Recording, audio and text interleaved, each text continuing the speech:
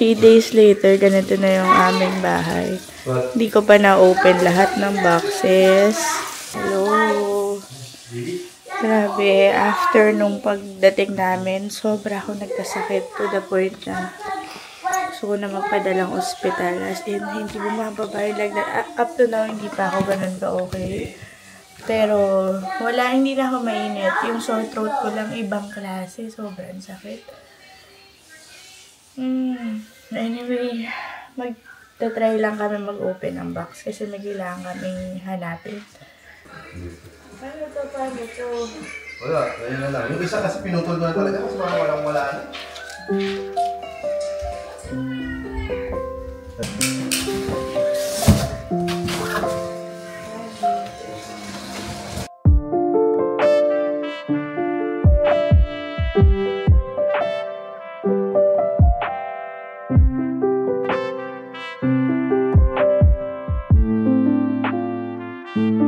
The next day. Still recovering. Grabe yung sakit na nangyari sa akin from Monday till kahapon till ngayon. Ngayon medyo mas okay na. Na 4 days. Worst sore throat of my life. Parang may basta. Yung tayo nito, binili to ni Peng sa Mercury sa Labat Food.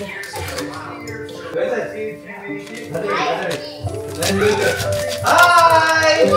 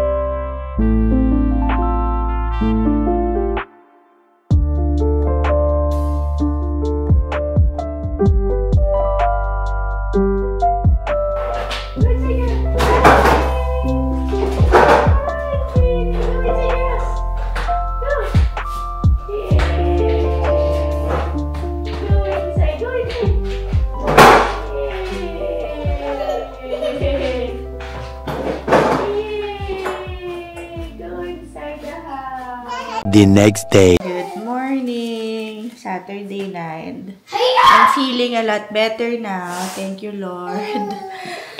Umalis sila Peng mag-pick up ng Target. Alam nyo ba, parang 5th day pa lang namin yata today. Pero nakatatlong Target pick up na kami. Ganun kalakas kami mag-Target.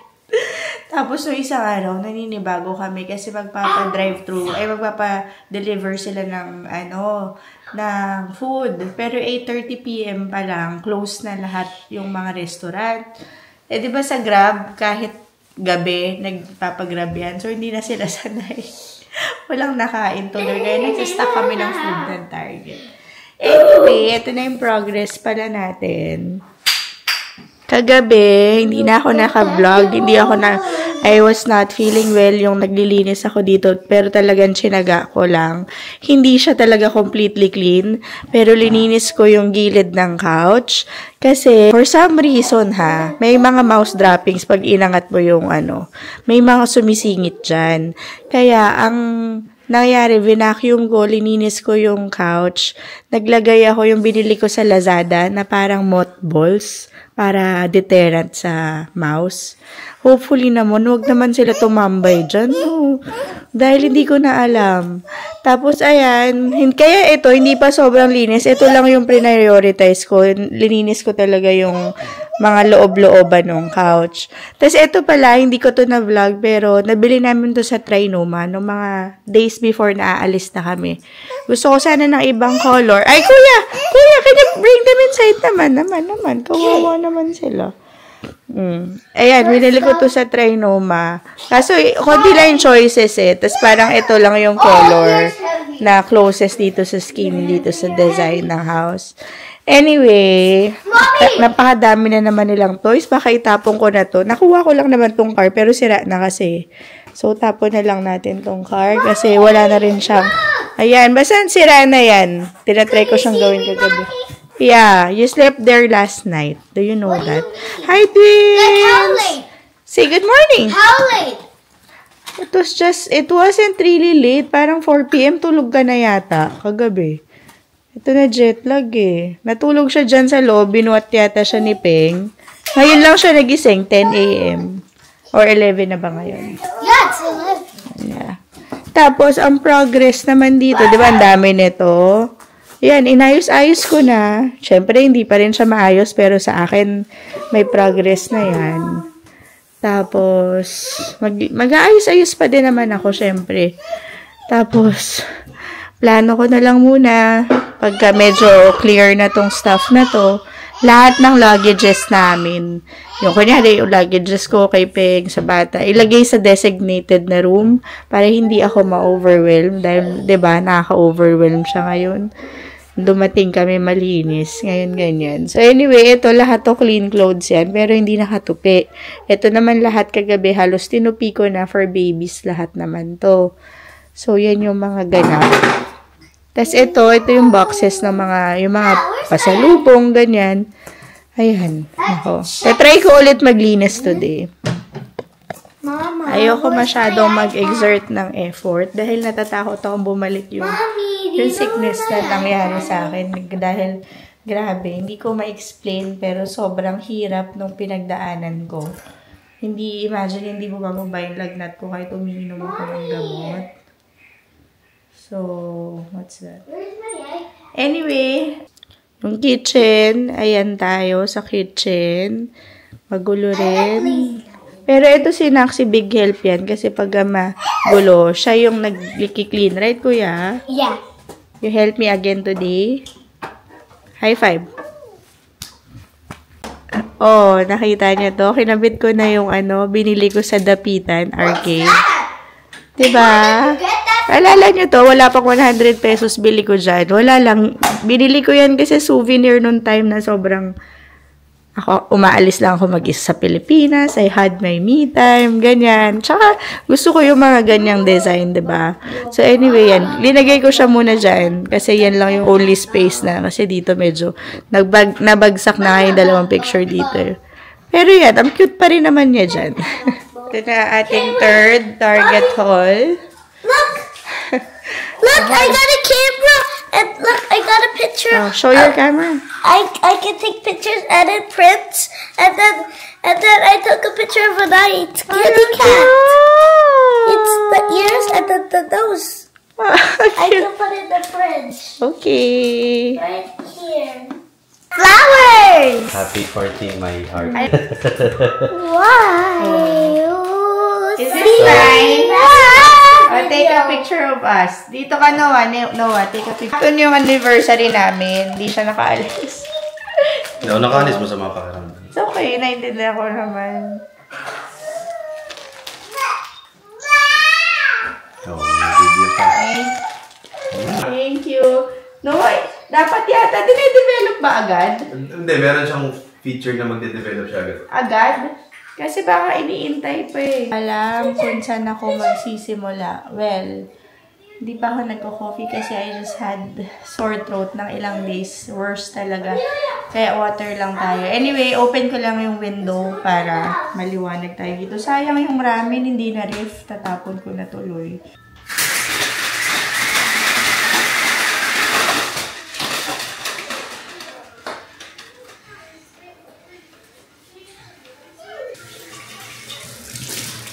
So, back to reality na naman tayo. Back to... Alam nyo, pagdating namin dito, nag-uusap kami. Sabi namin, parang X-factor talaga yung life namin dito. Grabe. Grabe, grabe. Ayoko na masyadong ano eh. Pero, ibang klase talaga.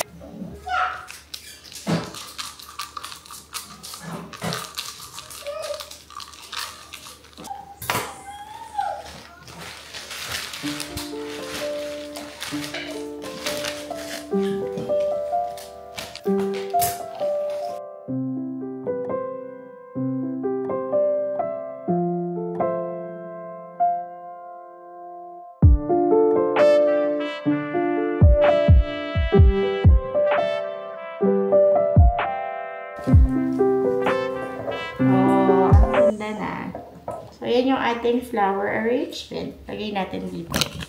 Look at the flower, girls! Nice! Don't remove this. This is Mama's. No. Hi, flower! Hi! Mama will clean na, ha? I'll open the TV, okay? You behave.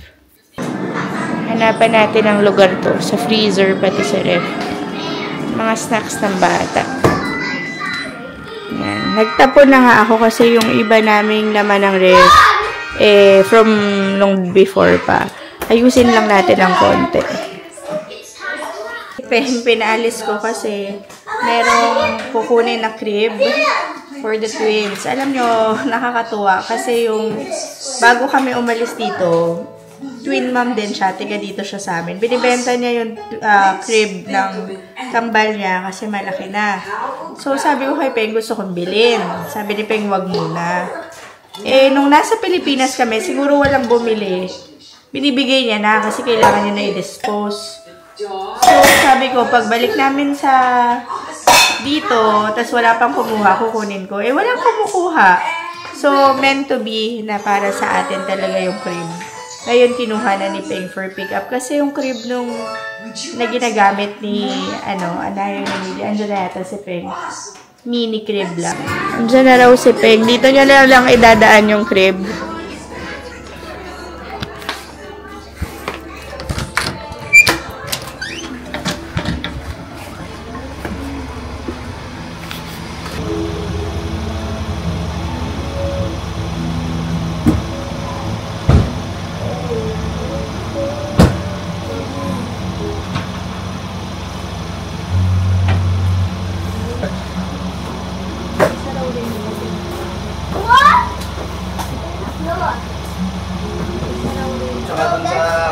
Baba. Alam niyo bang IKEA crib to? Pag binili namin, 250 isa. Buti nakuha ko for free, dalawa pa. Gulo-gulo ulit ng aming play area. Hi, Leah! Tingnan mo, kakaayos ko lang ng hair mo. What happened? Aalis lang kami, mabilis lang. Baka hindi na ako mag-vlog doon kasi nakakahiya. Pero pupunta tayo sa kapitbahay lang namin, ng mga Pilipino. Mga friends namin dito, wait lang. May birthday kasi, wait lang. In-invite kami sa kanilang birthday party. Vlog ko na sila EJ, pati si Grace. Yung nagbakasyon din sila na from here. Come here, girls. Ay, look, I'll give you. So, anyway, yun. Sila yung pupuntahan namin tonight. Lapit lang. Syempre, kapit-bahay lang namin. Tapos, wait lang. Nasaan na yung ano? Ayan. Alam nyo ba? Bumili ako sa SM ng ito. Nasaan na yun? Yung ano nung dalawa. Here you go. Where's the other one? Oh my gosh! Nawawala yung other one. Dalawa to. Baka naiwan ko sa bahay ni Daddy yung isa. Ayan oh. Naku. Nawawala. Bracelet na lang kayo. Bracelet. Kakaayos ko lang nito. Grabe. Magulo ulit siya. Magulo ulit siya. Okay. Wait. Hello! Paliguan natin si Bella dahil I'm sure sobrang matid na ng buhok niya. Buti talaga sinave ko siya bago kami umalis. Come here, Bella. Get Bella. What? I'll give her a bath na. Yun naman ang before ni Bella. Here's Bella's before. Sobrang haba nung face niya kasi ito hindi ko masyado to ginupit, yung body lang. Pero kailangan na niyang mag-haircut ng konti. Look. Can we make it normal, Bella, now? Okay. Paliguan natin. Alam niyo, ang gulo pa ng bahay namin. Pero I'm so proud dahil natapos naming i-empty lahat ng boxes. Luggage na lang. Sunday ngayon. So, there's a little improvement. Although, masanay na kayo sa gulo dito sa bahay dahil talagang magulo. Magulo talaga, girl! Special one. Diyan tayo sa my kitchen sink. Of course. Tapos, empty ko lang yung dish dito dahil dalawa yung lababo namin. Yung isang lababo, puro dirty dishes. Yung isang lababo naman is doon natin papaliguan sa Bella. Kuya.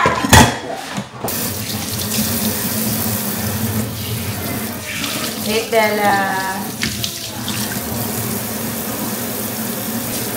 So, yung gagamitin natin, yung shampoo and conditioner na cucumber mint.